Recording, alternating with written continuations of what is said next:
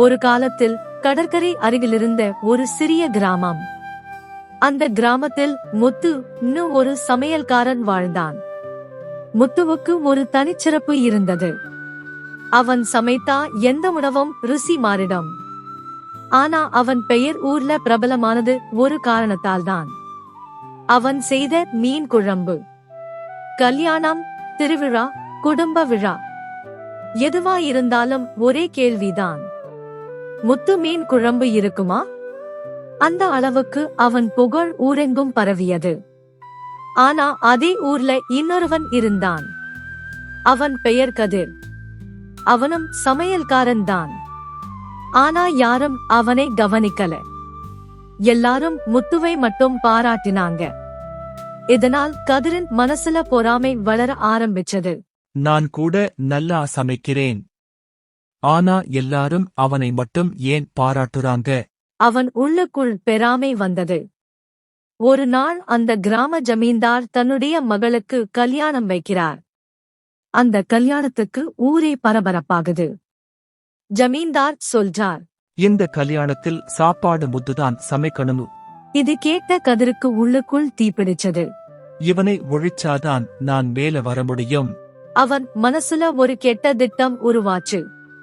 முத்து ஜமீன்தார் வீட்டுக்கு சமையலுக்கு போகிறதுக்கு முன் கதிர் அவனை அணுகினான். நான் உனக்கு உதவி பண்றேன். அவனை நம்ப வைத்து முன்னே பணமும் வாங்கிக்கிட்டான். ஆனா உள்ளுக்குள் அவன் வேற திட்டம் போட்டிருந்தான். கல்யாண நாள் வந்தது. முத்து செய்த மீன் குழம்பு வாசனை ஊரே மயங்கிடும் மாதிரி இருந்தது. ஆனா கதிர் அந்த நேரத்தில் யாருக்கும் தெரியாமல் அதுல அதிக உப்பை கலந்து விட்டான். கல்யாணத்தில் குழப்பம். சாப்பாடு பரிமாற ஆரம்பிச்சதும் முதல் வாய் சாப்பிட்ட ஜமீன்தார் முகம் மாறியது. இது என்ன இவ்வளவு உப்பு? கோபமா கேட்டார். ஒரு நிமிஷத்திலே மகிழ்ச்சியான கல்யாணம் சலசலப்பாக மாறியது. ஊர் மக்கள் பேச ஆரம்பிச்சாங்க. முத்து சமையல் இப்படி மோசமா? கல்யாணம் கெட்டு போச்சு. ஜமீன்தார் அவமானம் அடைந்தார். கோபத்தில் அவர் உத்தரவு போட்டார், இனிமேல் இந்த முத்து எந்த ஊர்லயும் சமையல் செய்யக்கூடாது. முத்து அதிர்ச்சியில் உடைந்து போனான். ஒரே நாளில் அவன் பெயர் கெட்டு போச்சு. யாரும் அவனை வேலைக்கு கூப்பிடல. அவன் வீட்டுக்குள்ளேயே முடங்கி போனான். ஒரு வருடம் கடந்தது. வீட்டில் சாப்பாட்டுக்கே கஷ்டம்.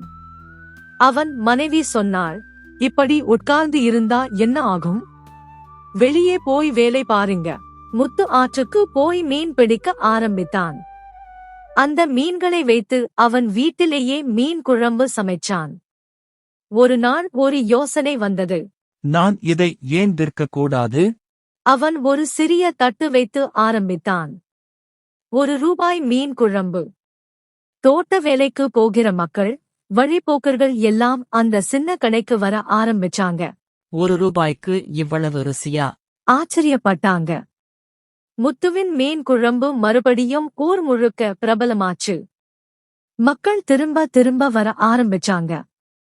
வருமானம் அதிகமாச்சு. பெயர் திரும்ப உயர ஆரம்பிச்சது. ஒரு நாள் அதே ஜமீன்தார் இதை கேள்விப்பட்டார்.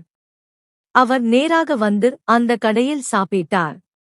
முதல் வாய் சாப்பிட்டதும் அவர் சொன்னார், இதுதான் உண்மையான ருசி. நான் தவறு செய்துட்டேன். முத்து அமைதியா சொன்னான், பெயர் போகலாம், ஆனா ருசி போகாது. இப்போ அவன் மீண்டும் கிராமத்தோட பெருமையா மாறினான். அவன் மீன் குழம்பு மட்டும் இல்ல, அவன் வாழ்க்கையும் ருசி மாதிரி திரும்ப வெற்றி பெற்றது. இந்த கதையின் நீதி: பொறாமை சில காலம் வெற்றி பெறலாம், ஆனால் உண்மையான திறமையையும் உழைப்பையும் என்றைக்கும் தோற்கடிக்க முடியாது. இந்த மாதிரி இன்னும் நிறைய நல்ல கதைகள் பார்க்க வீடியோவை லைக் பண்ணுங்க, உங்க கருத்துக்களை கமெண்ட் பண்ணுங்க, நண்பர்களோட ஷேர் பண்ணுங்க. மேலும் இதே மாதிரி மாரல் ஸ்டோரிஸ் பார்க்க நம்ம சேனலை சப்ஸ்கிரைப் பண்ணி பெல் ஐகானை பிரஸ் பண்ணுங்க.